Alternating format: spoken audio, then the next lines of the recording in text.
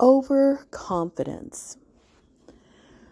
Today I was wondering, is men's overconfidence a major reason why dating since the 90s has been difficult? Now, there are many men who feel like women need to be humbled.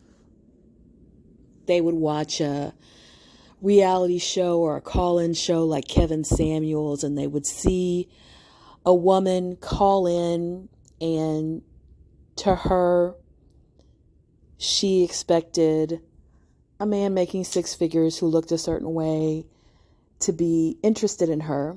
And Kevin Samuels' opinion was that she had unrealistic expectations, that she was average, and she needed to lower her expectations and go for the average guy. Now, while there is some validity in the idea that you really shouldn't expect to attract more than you are, some men took that too far, and they wanted to grade women and talk about women's age and baby daddies and body count and, all of these different things, especially on certain types of podcasts. This would be a big resounding echo that you would hear time and again about women having unrealistic expectations. But I don't remember ever hearing the opposite side of that coin, where men were sometimes overconfident. And this is not just my opinion. Studies have shown that men have been overconfident since, at least from what I know, the 80s. In fact, there are articles about how a man would apply for a promotion when he only met 50% of the qualifications for that promotion, and women wouldn't apply unless they met 100% of the qualifications. And so there were women who were much more qualified who were sitting back because they felt they only met 90% of the qualifications, where a man was putting himself forward when he only met 50%. And that gives some credence to the idea that sometimes women have been taught that they have to be twice as good as a man to even be considered at all. And there's also been a study. I remember that Columbia Business School did a study. A professor did this study. I think his name was Ernesto Rubin. And he published a study in 2011 where men consistently rated their performance on a set of math problems to be about 30% better than it actually was. And they weren't actually like deceiving themselves. They literally had this overestimation of how well they'd done.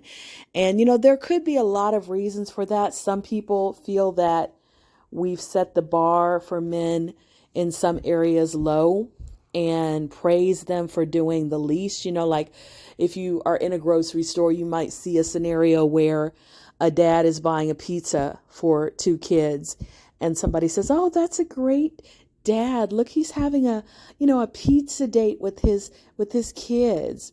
And in the next aisle, there's a mom buying a pizza, and somebody might say, "Man, such a lazy mom. Why didn't she go home and cook them a nice home cooked meal?" Same exact pizza, same two kids or two kids around the same age, but totally different reactions. So if men are praised for doing what women are criticized for, maybe they do get overconfident.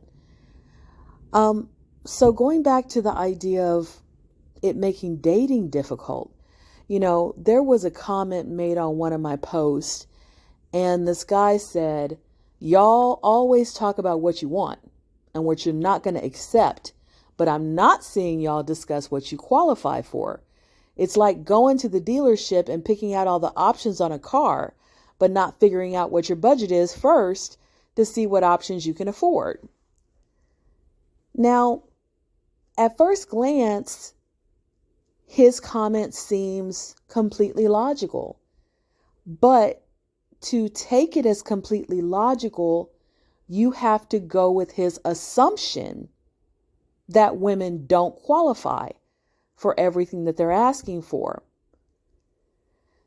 But going back to research, if we look at the research on preparedness for adulthood or preparedness for relationships that has assessed the genders, almost every bit of research that I've seen puts women 2 to 7 times ahead of men.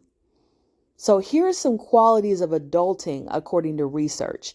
Number 1, a high school diploma. Number 2, some training after school. Number 3, goals. Number 4, having your own place, not living with your parents. Number 5, having your own vehicle. Number 6, having decent credit. Number 7, having a bank account. Number 8, having retirement, investment, or savings accounts. Number 9, going to or having gone to therapy. Number 10, having impulse and ego control, the ability to delay gratification. Number 11, having a decent image, the ability to present yourself professionally. Number 12, soft skills, which can also benefit romantic relationships. Soft skills include things like interpersonal skills, listening skills, time management, problem solving, leadership, empathy, teamwork, adaptability, and critical thinking. Number 13, personal discipline.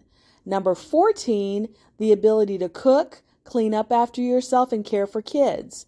Number 15, personal grooming. Number 16, resilience, the ability to deal with setbacks without catastrophizing, lashing out, or quitting. Number 17, a healthy lifestyle, getting enough sleep, drinking water, taking vitamins, exercising, having regular medical and dental visits. Number 18, stress relief or a self-care routine. Number 19, budgeting, planning, and saving. Number 20, creation and maintenance of a support system.